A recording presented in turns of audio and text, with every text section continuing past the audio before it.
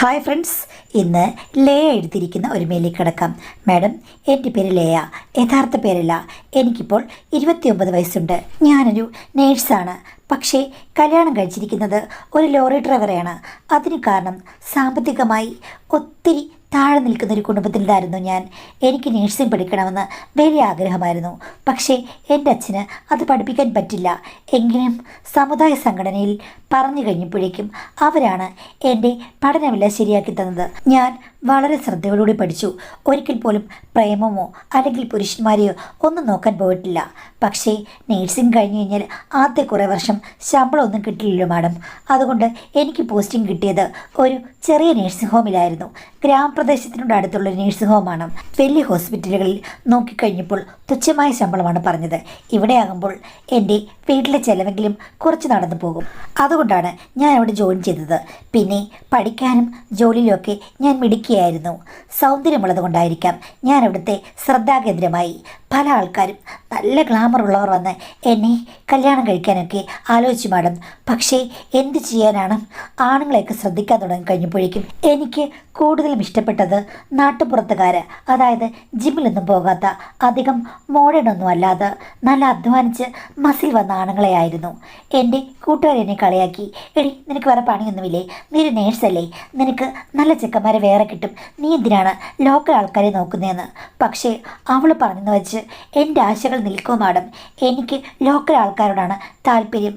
നാട്ടുപുറത്ത് കാണുന്ന നല്ല കരുത്തുറ്റ സൗന്ദര്യമുള്ള ആണുങ്ങൾ, അതാണ് എൻ്റെ സ്വപ്നം. ഞാൻ എൻ്റെ സ്വപ്ന പുരുഷനെ പലപ്പോഴും പലയിടത്തും തിരഞ്ഞുകൊണ്ടിരുന്നു. പക്ഷേ അങ്ങനെ ഒരാളെ കണ്ടെത്താൻ എനിക്ക് പറ്റിയില്ല. അതിനിടയ്ക്കാണ് ഞങ്ങളുടെ ക്ലിനിക്കിൻ്റെ അടുത്ത് ഒരു ലോറി കൊണ്ട് പാർക്ക് ചെയ്യുന്നത് ഞാൻ ശ്രദ്ധിച്ചത്. നോക്കിക്കഴിഞ്ഞപ്പോഴേക്കും ലോറി ഡ്രൈവർ ഞാൻ മനസ്സിൽ വിചാരിച്ചതുപോലെ നല്ല കട്ടയാൻ ഒറ്റയാൻ അങ്ങനെ കണ്ടു കഴിഞ്ഞപ്പോഴേക്കും എനിക്ക് ആ കൂടി എൻ്റെ സ്വപ്നത്തിൽ വന്ന പുരുഷനെ പോലെ തന്നെ തോന്നി. ഇത് തന്നെയാണ്, ഇങ്ങനെ വളച്ചെടുക്കണം, ഇല്ലെങ്കിൽ എനിക്ക് സ്വസ്ഥതയില്ല. കുറേയൊക്കെ ഞാൻ മനസ്സിൽ വെച്ചു. അങ്ങേര് അവിടെ വന്ന് ലോറി ഇടുന്നതും ഇറങ്ങിപ്പോകുന്നതും ഒക്കെ ഞാൻ കാണാറുണ്ട്. ഞാൻ അയാളെ തന്നെ ശ്രദ്ധിക്കുന്നത് കണ്ടു കഴിഞ്ഞപ്പോഴേക്കും എൻ്റെ കൂട്ടുകാരനോട് ചോദിച്ചു, എടി ഇവനാണോ നിൻ്റെ ചോയ്സ്, നിനക്ക് ഇഷ്ടപ്പെട്ടോന്ന്? ഞാൻ ആദ്യമൊന്നും പിടികൊടുത്തില്ല. അത് കഴിഞ്ഞപ്പോൾ ഞാൻ പറഞ്ഞു, എടി ഇയാളെപ്പോൾ ഒരാളാണ് എൻ്റെ സങ്കല്പത്തിലുള്ളത്. അപ്പോൾ അവൾ പറഞ്ഞു, അയ്യേ അങ്ങനെ വലിയ ഗ്ലാമർ ഒന്നുമില്ലല്ലോ, ഒരു സാധാരണ മനുഷ്യനാണല്ലോ എന്ന്. പക്ഷെ നീ പുള്ളിയുടെ കട്ട മസിൽ കണ്ടില്ലേ? പിന്നെ അതിന് വലിയ ഭംഗിയൊന്നുമില്ല. ജിമ്മിലൊക്കെ പോയി ദേഹം ഒരുക്കിയെടുക്കുമ്പോഴാണ് നല്ല ഭംഗി. ഇതങ്ങനെയുള്ള ഭംഗിയൊന്നും ഉള്ളതല്ല, അധ്വാനിച്ച് ഒരുമാതിരി വല്ലാതിരിക്കുന്നു എന്നവൾ പറഞ്ഞു. ഞാൻ പറഞ്ഞു, ഒന്ന് പോടി, നിനക്കതിൻ്റെ സൗന്ദര്യം അറിയാത്തത് കൊണ്ടാണെന്നും. അപ്പോൾ അവൾ പറഞ്ഞു, ആ ചെന്ന് കയറിക്കൊടുക്ക്, അങ്ങനെയാണെന്നുണ്ടെങ്കിൽ 100 പെണ്ണുങ്ങളെ കണ്ടിട്ടുണ്ടാകും, അതിൻ്റെ ഇടയ്ക്ക് നീ ഒരുത്തി. ഞാൻ പറഞ്ഞു, എനിക്കങ്ങനെ കല്യാണം കഴിക്കണമെന്നൊന്നുമില്ല. ആഹാ, അപ്പം നീ മിടിക്കുകയാണല്ലോടി, ആരെയും ഇതുവരെ പ്രേമിച്ചിട്ടില്ലെന്ന് പറഞ്ഞിട്ട് ഉടനെ ഒരാളെ കണ്ടപ്പം അങ്ങ് ഇഷ്ടപ്പെട്ടു, എന്നിട്ട് പറയുന്നു കല്യാണം കഴിക്കാനല്ലെന്ന്. അപ്പോൾ വേറെന്തോ കാര്യത്തിനല്ലേ? നീ അപ്പം ഇത്തിരി ഇളക്കക്കാരിയാണ്. എടീ, അഭിമാനം വേണം, ആഭിജാത്യം വേണം എന്നൊക്കെ പറഞ്ഞ് അവളെന്നെ കളിയാക്കി. ഞാൻ പറഞ്ഞു, അയാളെന്നെ കിട്ടുമെന്നറിയില്ല, അങ്ങേർക്ക് ഭാര്യയും മക്കളുണ്ടോ എന്നോലും എനിക്കറിയില്ല. പക്ഷേ എനിക്കൊരിഷ്ടം തോന്നി, ഞാനൊന്ന് മുട്ടും. അപ്പോൾ അവൾ പറഞ്ഞു, മുട്ടുവിൻ തുറക്കപ്പെടുമെന്നാണല്ലോ, നീ മുട്ടി നോക്കടി. അവസാനം എന്തെങ്കിലും പ്രശ്നമായി കഴിഞ്ഞാൽ എൻ്റെ അടുത്ത് വന്ന് നിൽക്കരുത്, ഞാൻ നിന്നെ ഹെൽപ്പ് ചെയ്യില്ലെന്ന്. അപ്പോൾ ഞാൻ പറഞ്ഞു, എടി നിൻ്റെ ഹെൽപ്പൊന്നും എനിക്ക് വേണ്ട, ഞാൻ തന്നെ ഹെൽപ്പ് ചെയ്തോളാം, ഞാൻ ഒരു നേഴ്സാണ്, അത്യാവശ്യ കാര്യങ്ങളൊക്കെ മാനേജ് ചെയ്യാൻ എനിക്കറിയാം. ആ എങ്കിൽ നീ പോയി ട്രൈ ചെയ്യേ എന്ന് പറഞ്ഞ് അവൾ എന്നെ വെറുതെ വിട്ടു. അവൾ എൻ്റെ ആത്മാർത്ഥമായൊരു ഫ്രണ്ടാണ്. അപ്പോൾ അവളോട് പറയാതെ എനിക്ക് അങ്ങോട്ട് ആക്ഷൻസ് ഒന്നും എടുക്കാൻ പറ്റില്ല. പുള്ളി ലോറി നിർത്തിയിട്ടിരിക്കുന്ന സമയത്തൊക്കെ ഞാൻ അടുത്തുള്ളൊരു കടയിൽ ചായയും വടയും കഴിക്കാൻ പോകുകയാണെന്നുള്ള രീതിയിൽ ഇങ്ങനെ പോകും. പുള്ളിയെ ഞാൻ പാളി നോക്കും. പുള്ളി പക്ഷേ കണ്ട ഭാവം നടിക്കില്ല. ഇങ്ങേർക്കെന്തത്ര ജാടാ, എന്താണോ എന്നെപ്പോലെ സുന്ദരി ഒരു പെണ്ണ് നോക്കിയിട്ട് ഇങ്ങനെ നോക്കാത്തത്, ചിലപ്പോൾ കല്യാണം കഴിച്ചായിരിക്കാം എന്നൊക്കെ ഞാൻ വിചാരിച്ചു. 1-2 മാസം അങ്ങോട്ടും ഇങ്ങോട്ടും തേരാപ്പാര നടന്നിട്ടും നോക്കിയിട്ടും അങ്ങനെ പ്രതികരിച്ചില്ല. എനിക്ക് വല്ലാത്ത വാശിയായി. ഒരു ദിവസം ഞാൻ പോയപ്പോഴില്ലേ, അങ്ങേരെ ലോറിയിൽ ചാരി നിൽക്കുന്നു, അപ്പുറത്തുനിന്നൊരു കാറ് വരുന്നേ. അപ്പം ഞാൻ അതെന്നറിയാമോ, ഒന്ന് ഒതുങ്ങി എന്നുള്ള രീതിയിൽ പുള്ളിയുടെ ദേഹത്തോട് ഒന്ന് ടച്ച് ചെയ്തിട്ട് പോയി. എന്തെങ്കിലും ഉണരുകയാണെങ്കിൽ ഉണർന്നോട്ടെ എന്ന് വിചാരിച്ച്. ഞാനൊരു അപ്സരസാണെന്നാണല്ലോ എൻ്റെ ഭാവം. എന്നെ കാണുമ്പോഴേക്കും ആണുങ്ങളെല്ലാം ചാടി വരുമെന്നാണ് ഞാൻ വിചാരിച്ചത്. പുള്ളിയപ്പോൾ പക്ഷേ എന്നോട് ദേഷ്യപ്പെട്ടു. കണ്ണൊന്നുമില്ലേ കൊച്ചേ, എന്തോ വന്ന് ദേഹത്തേക്ക് കയറുന്നതെന്നും. എനിക്കത് കേട്ട് കഴിഞ്ഞപ്പോഴേക്കും ഒട്ടും ഇഷ്ടപ്പെട്ടില്ല. ഞാൻ പറഞ്ഞു, എനിക്ക് കണ്ണുമില്ല, ഒന്നുമില്ല, നിങ്ങൾ അങ്ങോട്ട് മാറിക്കെന്ന് പറഞ്ഞിട്ട് ഞാൻ ചവിട്ടിത്തുള്ളി അങ്ങ് പോയി. പുള്ളി പുറകിൽ നിന്ന് പറയുകയാണ്, നിന്റെ സൂക്കേട് എന്താണെന്ന് എനിക്ക് മനസ്സിലായെന്ന്. ഞാൻ പെട്ടെന്ന് തിരിഞ്ഞെന്ന് ചോദിച്ചു, സൂക്കേട് എന്താണെന്ന് കണ്ടുപിടിക്കാൻ നിങ്ങളാരാ, ഡോക്ടറാണോ? ദേ ഇപ്പോൾ ഡോക്ടർ ക്ലിനിക്കിലില്ല, അങ്ങോട്ട് വാ, വന്നെല്ലാവരുടെയും സൂക്കേട് കണ്ടുപിടിക്ക്. ഇങ്ങനെയുണ്ടോ ആണുങ്ങൾ എന്ന് പറഞ്ഞിട്ട് ഞാൻ നടന്നുപോയി. പുള്ളി അപ്പോൾ എന്താ ഭാവമെന്ന് എനിക്കറിയില്ല. പക്ഷേ പിറ്റേ ദിവസം കണ്ടു കഴിഞ്ഞപ്പോഴേക്കും എന്നോട് ചോദിച്ചു, അല്ല നിനക്ക് എന്നോട് വലിയ താല്പര്യമുണ്ടോയെന്ന്. ഞാൻ പറഞ്ഞു, താല്പര്യമുണ്ടെങ്കിൽ നല്ല ആണുങ്ങളാണെങ്കിൽ അവർ ഒരു സ്ത്രീ നോക്കിക്കഴിഞ്ഞു കഴിഞ്ഞാൽ അവരോട് സ്നേഹത്തോടുകൂടി പെരുമാറും. നിങ്ങളാണെങ്കിൽ എന്നെ കളിയാക്കിയല്ലേ ചെയ്തത്, നിങ്ങൾ കല്യാണം കഴിച്ചതാണോ എന്ന് ചോദിച്ചു. അതൊക്കെ അറിഞ്ഞിട്ട് നിനക്കെന്ത് വേണമെന്ന് ചോദിച്ചു. അപ്പം ഞാൻ പറഞ്ഞു, എനിക്ക് നിങ്ങളുടെ കല്യാണമായില്ലെങ്കിൽ നിങ്ങളെ കല്യാണം കഴിക്കാൻ താല്പര്യമുണ്ടെന്ന് പറഞ്ഞു. നീ എന്തുദ്ദേശിച്ചാണ് പറയുന്നത്? നീ വിചാരിക്കുന്ന ടൈപ്പ് ഒന്നുമല്ല, നിന്റെ കയ്യിൽ ഞാൻ ഒതുങ്ങി നിൽക്കില്ലെന്ന് പറഞ്ഞു. ഞാൻ പറഞ്ഞു, ഏത് കൊലക്കൊമ്പനെയും അടക്കാൻ സ്ത്രീകൾക്ക് പറ്റുമെന്ന് പറഞ്ഞു. ആഹാ, അത് കൊള്ളാമല്ലോ. എനിക്ക് സ്ത്രീകളോടൊന്നും വലിയ സഹകരണമൊന്നുമില്ല, ഞാൻ ആരെ പ്രേമിച്ചിട്ടൊന്നുമില്ല, കല്യാണം കഴിച്ചിട്ടില്ലെന്ന്.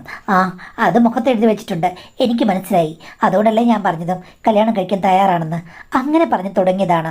അവസാനം ഞാൻ പറഞ്ഞു എൻ്റെ വീട്ടിൽ വന്ന് ചോദിക്കാൻ. പുള്ളി ധൈര്യസമേതം വന്ന് ചോദിച്ചു. മറ്റ് പ്രേമൊന്നും പുള്ളിക്കില്ല, ഇങ്ങനെ മസിൽ പേടിപ്പിച്ച് നടക്കുന്നതേ ഉള്ളൂ, അതും അധ്വാനത്തിൻ്റെ മസിലാണ്. അങ്ങനെയാണ് പുള്ളിക്കാരൻ എൻ്റെ വീട്ടിൽ വന്ന് എൻ്റെ അച്ഛനോട് ചോദിക്കുന്നത്. അച്ഛൻ പറഞ്ഞു, ഇവിടെ നിനക്ക് തരാൻ വേണ്ടി ഒന്നുമില്ല, ഈ കല്യാണം പോലും നടത്താൻ പറ്റുമെന്ന് തോന്നുന്നില്ല, ഇവള് ഒന്ന് പച്ച പിടിച്ചിട്ട് വേണമെന്ന്. അങ്ങനെയായി കഴിഞ്ഞപ്പോൾ പുള്ളി പറഞ്ഞു, എനിക്ക് സ്ത്രീധനൊന്നും വേണ്ട, നമുക്ക് രജിസ്റ്റർ വിവാഹം നടത്താമെന്ന്. ഞാനാണെങ്കിൽ 100 വട്ടം സമ്മതം. കാര്യം എനിക്കാണെങ്കിൽ എവിടേക്കോ ചാടാൻ വേണ്ടി ഞാൻ വെമ്പിയിരിക്കുകയാണ്. അങ്ങനെയുള്ള ഞാൻ അച്ഛനോട് പറഞ്ഞു, അച്ഛാ എനിക്ക് കല്യാണം കഴിക്കണം, നല്ല മനുഷ്യനാണെന്ന്. എടി, നേഴ്സായ നീ മിനിമം ഒരു നേഴ്സിനെ കല്യാണം കഴിക്കണം, അല്ലെങ്കിൽ ഒരു ഡോക്ടറെ ആണെങ്കിൽ നിനക്ക് വളയ്ക്കാൻ മേലായിരുന്നു, നീ എന്തിനാണ് ഇവനെ വളച്ചത് എന്ന് ചോദിച്ചു. ഞാൻ പറഞ്ഞു, പോച്ചാ നല്ലൊരു മനുഷ്യനായതുകൊണ്ടാണെന്ന്. നമ്മുടെ ഉള്ളിലിരിപ്പ് അച്ഛനോട് പറയാൻ പറ്റുമോ? എന്തായാലും 5 പൈസ പോലും കൊടുക്കണ്ടല്ലോ. അതുകൊണ്ട് പുള്ളിക്കാരൻ പിന്നെ അങ്ങ് സമ്മതിച്ചു. അങ്ങനെ ഞങ്ങളുടെ കല്യാണം നടന്നു. പുള്ളിയുടെ വീട് ഒത്തിരി ദൂരെയാണ്, അതുകൊണ്ട് തന്നെ എനിക്കവിടെ പോയി താമസിക്കാൻ ഒട്ടും താല്പര്യമില്ല. കാര്യം എൻ്റെ ജോലി ഇവിടെയാണല്ലോ. അദ്ദേഹം ലോറി ഓടിക്കുന്ന കമ്പനിയും ഏകദേശം ഇവിടെയൊക്കെ തന്നെയാണ്. അപ്പം പിന്നെ അവിടെ പോയിട്ട് കാര്യമില്ലല്ലോ. അതുകൊണ്ട് തന്നെ ഒരു വാടക വീടെടുത്ത് ഞങ്ങൾ നേഴ്സിംഗ് ഹോമിൻ്റെ അടുത്ത് തന്നെ താമസിച്ചു. അങ്ങനെ ഞാനിവിടെ വർക്ക് ചെയ്തു. അദ്ദേഹത്തിന് ജോലിക്ക് പോയി.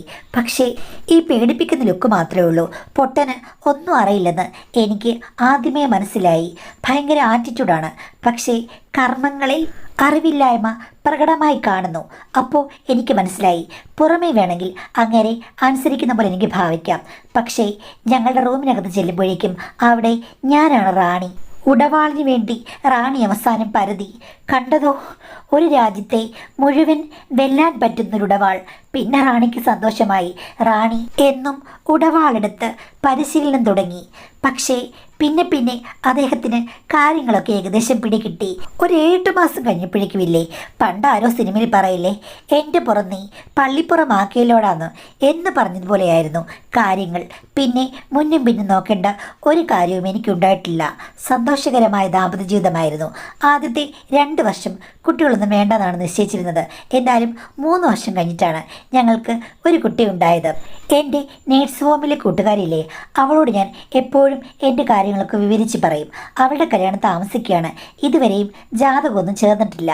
അപ്പോൾ അവൾ പറയും, നീ ഭാഗ്യവതിയാടി, ഗ്ലാമറിൻ്റെ പേരിൽ ഞാൻ നിന്നെ കുറ്റം പറഞ്ഞു. പക്ഷേ പുള്ളിക്ക് ഇത്രയും അധികം ഗുണഗണങ്ങളുണ്ടെങ്കിൽ നീയൊരു മിടുക്കി തന്നെയാണ് മോളെ, നിൻ്റെ ഭാഗ്യം എന്ന് പറഞ്ഞു. ആക്ച്വലി എൻ്റെ മഹാഭാഗ്യമായിരുന്നു. കാര്യം ഞാൻ വിചാരിക്കുന്നതിനേക്കാളും കൂടുതൽ അദ്ദേഹത്തിന് ഓരോ ദിവസവും എന്നിലേക്ക് സ്നേഹം ചൊരിയാൻ പറ്റി. അതൊക്കെ ഒരു സ്ത്രീയുടെ ഭാഗ്യമല്ലേ. ഞാൻ പറയുന്നത് പോലെ എല്ലാം അനുസരിക്കും.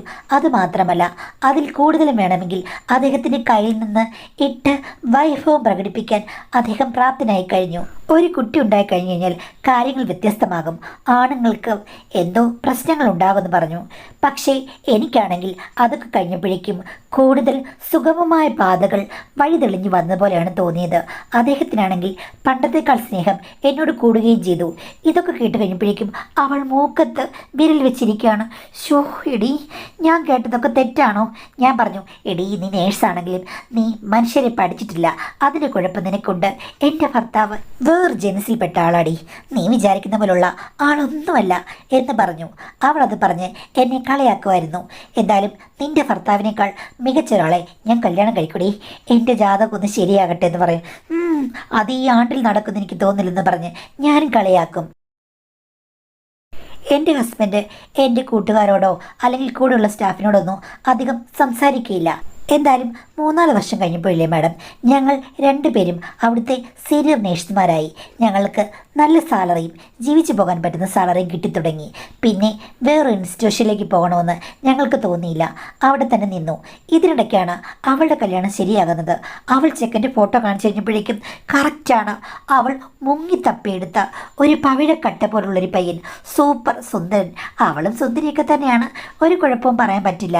പക്ഷേ അവളെക്കാൾ 100 മടങ്ങ് സൗന്ദര്യമുണ്ട് ചെക്കന്.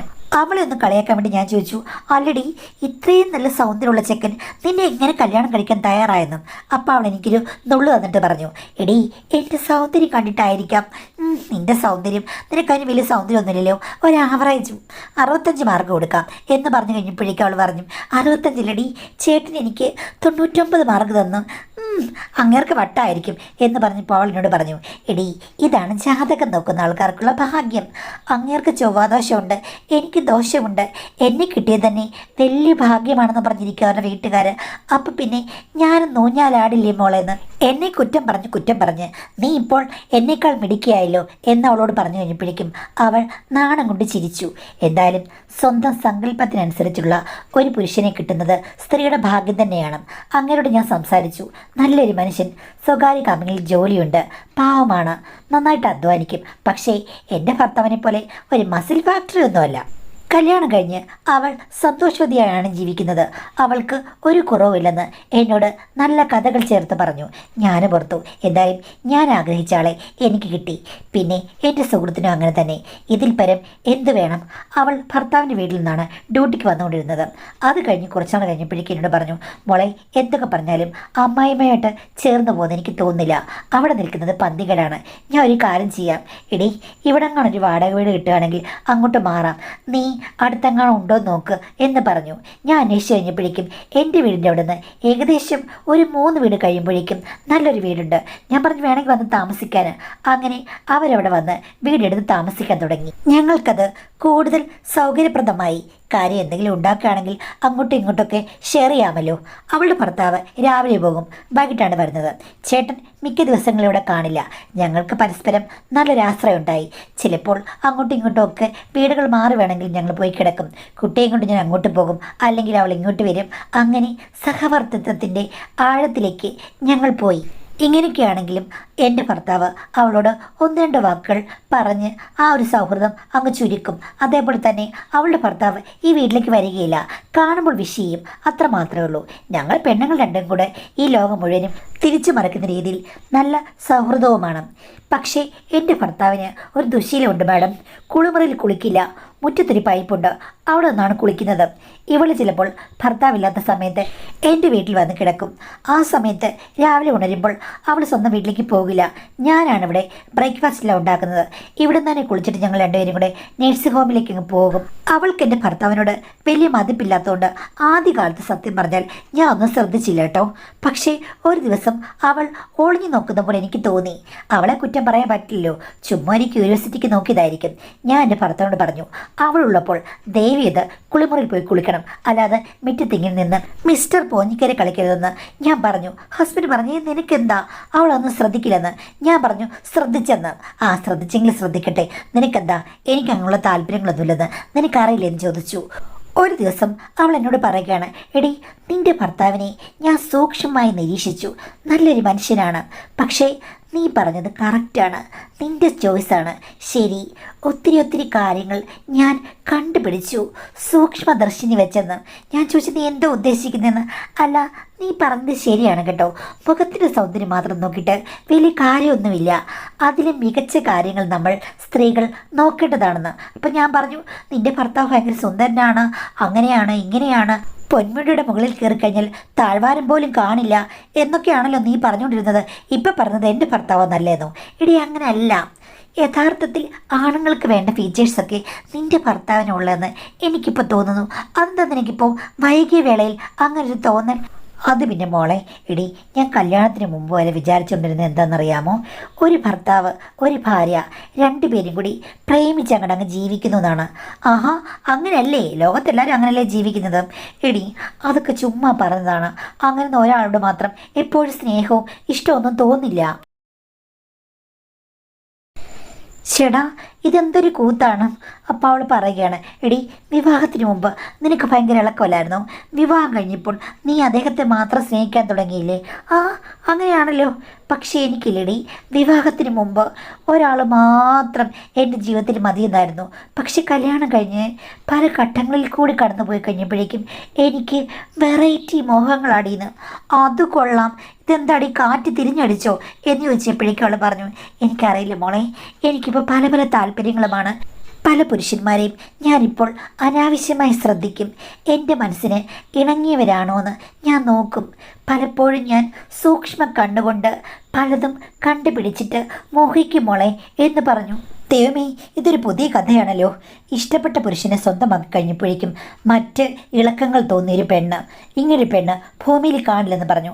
അപ്പോൾ അവൾ പറഞ്ഞു, അതൊന്നും എനിക്കറിയില്ല, എനിക്കങ്ങനെ തോന്നുന്നു. എടി, ഇങ്ങനെ പോയി കഴിഞ്ഞാലില്ലേ എൻ്റെ ജീവിതം കുളമാകുമെന്ന് തോന്നുന്നു. ഞാൻ മറ്റ് ബന്ധങ്ങളിലേക്ക് ചായുമോന്ന് എനിക്ക് പേടിയുണ്ട്. ആകെ മൊത്തം എനിക്ക് പ്രശ്നമാണ് മോളെ എന്ന് പറഞ്ഞ് അവൾ ചിണുങ്ങാൻ തുടങ്ങി. ചേടാ, ഇതിപ്പം വലിയ തലവേദനയാണല്ലോ. നീ ഒരു കാര്യം ചെയ്യേ, വല്ല കൗൺസിലിങ്ങിനും പോ. നിന്റെ മനസ്സ് ശരിയാക്കിയെടുക്ക്. നല്ലൊരു മനുഷ്യനാണ് നിന്റെ ഭർത്താവ്. അയാളെ പറ്റിക്കാൻ വേണ്ടി അവൾ ഇറങ്ങിത്തിരിക്കുന്നു. എടി, ഞാൻ പറയാം, ഇതിനൊരു പരിഹാരമുണ്ട്. ചെറിയൊരു പരിഹാരങ്ങൾ എനിക്ക് വേണം. എനിക്ക് മറ്റൊരു വെറൈറ്റിയുടെ വേണം. അപ്പോൾ നീ ഒന്ന് മനസ്സ് വയ്ക്കാമെങ്കിൽ എല്ലാം നടക്കും. നീ എന്താണ് ഉദ്ദേശിക്കുന്നത്? എടി, പുള്ളി ഇങ്ങനെ വെറുതെ നിൽക്കുകയല്ലേ? നിനക്കാണെന്നുണ്ടെങ്കിൽ വർഷങ്ങളോളമായിട്ട് പുള്ളിയെ കണ്ട് കണ്ട് കണ്ട് ഒരു രസക്കേടില്ലേടി? ഇടയ്ക്ക് നിനക്കൊരു ഗ്യാപ്പ് വേണമെന്ന് തോന്നില്ലേ? എനിക്ക് ഗ്യാപ്പൊന്നും വേണ്ട. എടി പ്ലീസ്, ഞാൻ സീരിയസ് ആയിട്ട് പറയുകയാണ്. നീ പുള്ളിയോട് എൻ്റെ കാര്യമൊന്ന് പറ. എടി, ഏതെങ്കിലും പെണ്ണുങ്ങളിങ്ങനെ പറയുമോ? അപ്പോൾ അവൾ പറഞ്ഞു, എടി ഞാൻ എൻ്റെ കെട്ടിയവനോട് പറയാം നിൻ്റെ കാര്യം. നിന്നെ വലിയ കാര്യമാണ്, നീ ഭയങ്കര സുന്ദരിയാണെന്ന് പറയും. എനിക്ക് തോന്നുന്നത് അങ്ങയുടെ ഉള്ളിൻ്റെ ഉള്ളിൽ നിന്നോടൊരു ആരാധന ഉണ്ടെന്നാണ്. മോളെ, എന്തിനും ഏതിനും എക്സ്ചേഞ്ച് മേളയുള്ള ഈ കാലത്ത് നമ്മൾ എന്തിനാടി പുറകോട്ട് മാറി നിൽക്കുന്നത്? ഞാൻ പറഞ്ഞു വേണ്ട, അതൊക്കെ വലിയ കോംപ്ലിക്കേഷനിലേക്ക് കൊണ്ടുവന്നു. ഒരു കോംപ്ലിക്കേഷനുമില്ല. എടി, നീ നിൻ്റെ ഭർത്താവിനോട് ഒന്ന് പറഞ്ഞു നോക്ക് പ്ലീസ്. ഈ ആശയം പറഞ്ഞു കഴിയുമ്പോഴേക്കും പുള്ളി എന്ത് പറയുമെന്ന് അറിയാമല്ലോ. അത് കഴിഞ്ഞിട്ട് ഞാൻ എൻ്റെ ഭർത്താവിനോട് പറയാം. അങ്ങനോട് പറഞ്ഞു കഴിഞ്ഞാൽ അങ്ങനെ ഉടനെ സമ്മതിക്കും എന്ന് അവൾ പറയുകയും ചെയ്തു.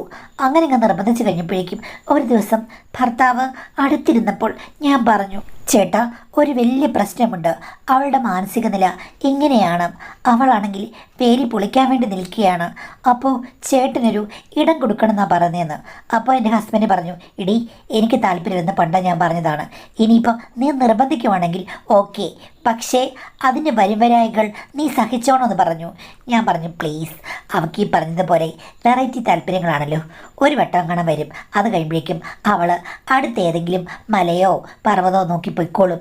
ഈ രണ്ട് പെണ്ണുങ്ങളും കൂടി എൻ്റെ ജീവിതം കുളമാക്കുമല്ലോ എന്ന് പുള്ളി പറഞ്ഞു. ഞാൻ പറഞ്ഞു കുളമൊന്നും ആക്കില്ല, എനിക്ക് പ്രശ്നമില്ലല്ലോ, എൻ്റെ ആത്മാർത്ഥ കൂട്ടുകാരിയല്ലേ, ഒരു പ്രശ്നമില്ല ചേട്ടാ.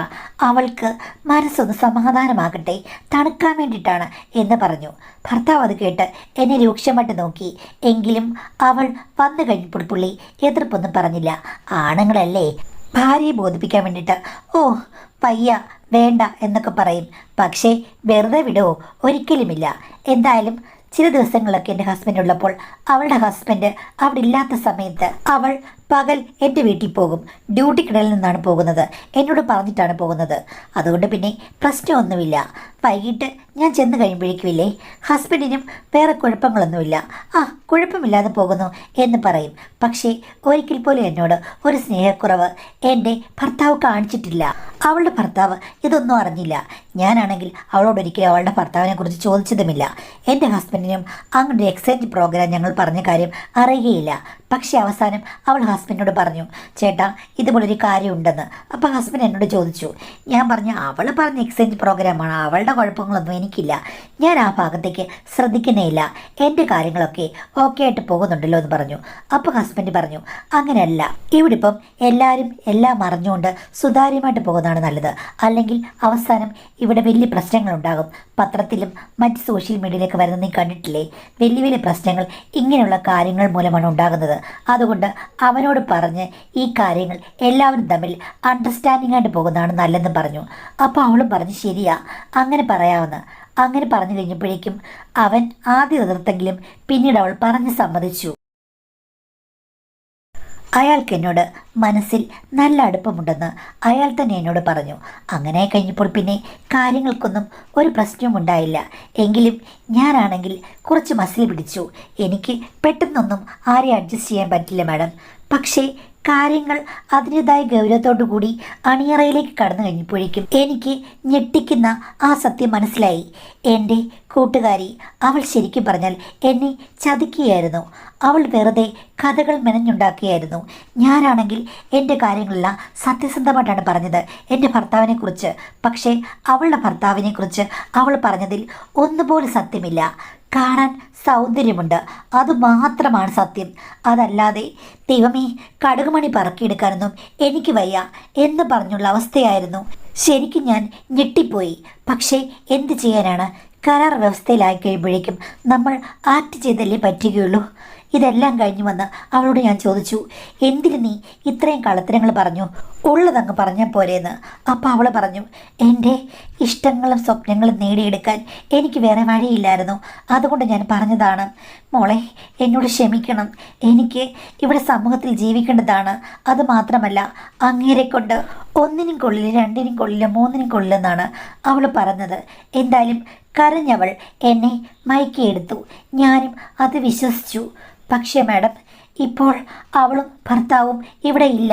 കുറേ നാൾ മുമ്പ് അവൾ പറഞ്ഞു അവൾക്ക് വിശേഷമുണ്ട്, സന്തോഷമായി. എന്തായാലും അങ്ങേർക്ക് ഒന്നും പറ്റില്ലെന്ന് ഞാൻ പറഞ്ഞെങ്കിലും എൻ്റെ കാര്യങ്ങളൊക്കെ നന്നായി വന്നല്ലോ മോളെ എന്ന് പറഞ്ഞ് ഭയങ്കര സന്തോഷമായിരുന്നു. അത് കഴിഞ്ഞ് ഒരു 2-3 മാസം കഴിഞ്ഞപ്പോൾ അവൾ പറഞ്ഞു, ഈ വാടക വീട് ഞാൻ ഒഴിയുകയാടി, ഞാൻ എൻ്റെ വീട്ടിലേക്ക് പോവുകയാണ്, അല്ലെങ്കിൽ ഹസ്ബൻഡിൻ്റെ വീട്ടിലേക്ക് പോവുകയാണ്. ഇനിയിപ്പോൾ നല്ല റെസ്റ്റ് വേണമെന്നാണ് പറഞ്ഞിരിക്കുന്നത്. ഇത്തിരി കോംപ്ലിക്കേഷൻസ് ഒക്കെ ഉണ്ട് എന്ന് ഗൈനക്കോളജിസ്റ്റ് പറഞ്ഞു. അതുകൊണ്ട് ഞാൻ മറ്റേണിറ്റി ലീവിലാണ്, ഞാൻ പിന്നീട് വരാം എന്ന് പറഞ്ഞു. അത് അനിവാര്യമായ കാര്യമാണല്ലോ. അവൾ പോയതോടുകൂടി എൻ്റെ ഭർത്താവ് വല്ലാത്ത ഡിപ്രഷനിലായി. അവസാനം ഞാൻ ചോദിച്ചു കഴിഞ്ഞപ്പോഴേക്കും ഹസ്ബൻഡ് പറഞ്ഞു അവൾക്ക് വിശേഷത്തിന് വേണ്ടിയിട്ടുള്ള ഒരു ആഗ്രഹമുണ്ടായിരുന്നു. സ്വന്തം ഭർത്താവിന് അത് പറ്റില്ല, അതുകൊണ്ടാണ് അവൾ ഇങ്ങനൊരു കാര്യം മെനഞ്ഞെടുത്തത്. അതും അവനറിയാമായിരുന്നു. ഇപ്പോൾ അവർ നമ്മളിൽ നിന്ന് അകന്നു പോവുകയാണ്, അവരിനി നമ്മുടെ കൺവട്ടത്ത് പോലും വരികയില്ല. ഇതാണ് യഥാർത്ഥ സത്യം എന്ന് പറഞ്ഞു. അത് കേട്ടപ്പോൾ ഞാനും ഞെട്ടിപ്പോയി. എന്നാലും നിങ്ങൾ സൂക്ഷിക്കണമാരെന്ന് പറഞ്ഞപ്പോഴേക്കും അവളുടെ ആവശ്യമായിരുന്നു ആരോടും പറയരുത് എന്നും കൂടെ കാണുന്നൊക്കെ അവൾ പറഞ്ഞു എന്ന് പറഞ്ഞു. ഭർത്താവിന് എനിക്ക് തോന്നുന്നു അവളോട് ചെറിയൊരു പ്രേമം തോന്നിക്കാണും, കുറ്റം പറയാൻ പറ്റില്ലല്ലോ, എല്ലാം എൻ്റെ തെറ്റാണ്. പക്ഷേ അവരെ രണ്ടുപേരെയും ഇപ്പോൾ വിളിച്ചാൽ കിട്ടാറില്ല, അവർ അവരുടെ വീട്ടിലുമില്ല. അവളുടെ ചേച്ചിയുടെ കൂടെ ചെന്നൈയിലെ മറ്റോ സെറ്റിലായെന്നാണ് പറയുന്നത്. അവൾ പിന്നീട് എന്നെ വിളിച്ചിട്ടുമില്ല, നമ്പരൊക്കെ മാറി. അവളെ അന്വേഷിച്ച് പോയിട്ട് കാര്യമില്ലെന്നറിയാം. എങ്കിലും എൻ്റെ ഹസ്ബൻഡ് ഇപ്പോഴും നല്ല നിരാശയിലാണ്. പഴയതുപോലെ ഒരു ഉത്സാഹം അദ്ദേഹത്തിനില്ല. അതുകൊണ്ട് തന്നെ എൻ്റെ മനസ്സ് ഒത്തിരി ദുഃഖിച്ചിരിക്കുകയാണെന്നാണ് പറഞ്ഞിരിക്കുന്നത്. അപ്പം ഇതൊക്കെ എന്താ പറയുക, ചുമ്മാതിരുന്ന കുളത്തിൽ കല്ലിട്ട് കലക്കിന്ന് പറഞ്ഞുള്ള കാര്യങ്ങളാണ്. ആരെങ്കിലും പറഞ്ഞ് കേട്ടിട്ട് എടുത്തു ചാടാനിരിക്കുന്ന നിങ്ങൾക്കും ഇതിൽ മുഖ്യ പങ്കുണ്ട്. അപ്പോൾ അവൾക്ക് അവളുടെ ഉദ്ദേശങ്ങൾ കാണുമായിരിക്കാം, അവളുടെ ഭർത്താവിന് കാണുമായിരിക്കാം. എന്തായാലും ഞാൻ പറഞ്ഞത്, ആരോടെങ്കിലും ഫ്രണ്ട്ഷിപ്പ് ആകുകയാണ് അല്ലെങ്കിൽ റിലേഷൻ ആകുകയാണെങ്കിൽ ഉടനെ തന്നെ നമ്മൾ ഭയങ്കരമായിട്ട് അവരെ വിശ്വസിക്കുകയും സ്നേഹിക്കുകയും അവർക്ക് വേണ്ടി എന്തും കാണിക്കുകയും നമുക്ക് ചെയ്യാൻ പറ്റാത്ത കാര്യങ്ങൾ പോലും നമ്മൾ ചെയ്യുമെന്ന് പറയുന്നത് വിഡിത്തമാണ്. കാര്യം ഓരോ മനുഷ്യർക്കും എന്തൊക്കെയാണ് ഉള്ളതെന്ന് നമുക്കറിയില്ല. എല്ലാവരെയും അറിഞ്ഞും കണ്ടും ജീവിക്കുന്നതാണ് നല്ലത്. പക്ഷേ എനിക്ക് മനസ്സിലാകാത്തൊരു കാര്യം എന്ന് വെച്ചാൽ, നിങ്ങൾക്കും കുഴപ്പമില്ല, നിങ്ങളുടെ ഭർത്താവിനും കുഴപ്പമില്ല, അവൾക്കും കുഴപ്പമില്ല, അവിടെ ഭർത്താവിനും കുഴപ്പമില്ല, പിന്നെ എന്തിനാണ് ഇങ്ങനൊരു കാര്യം ഉണ്ടായി കഴിഞ്ഞപ്പോഴേക്കും അവർ ഓടി ഒളിച്ചത്? ഒരുപക്ഷെ നിങ്ങളുടെ ഭർത്താവ് ഏതെങ്കിലും രീതിയിൽ അവകാശവാദങ്ങൾ ഉന്നയിക്കുമെന്ന് വിചാരിച്ചിട്ടാകാം. എന്തായാലും ശ്രദ്ധിച്ച് ജീവിക്കേണ്ട സമയത്ത് അത് ചെയ്തില്ല. ഇനിയിപ്പം ആ ദുഃഖം പതിയെ പോയിക്കോളും, അല്ലാതെ ഇപ്പം എന്താ ചെയ്യുക?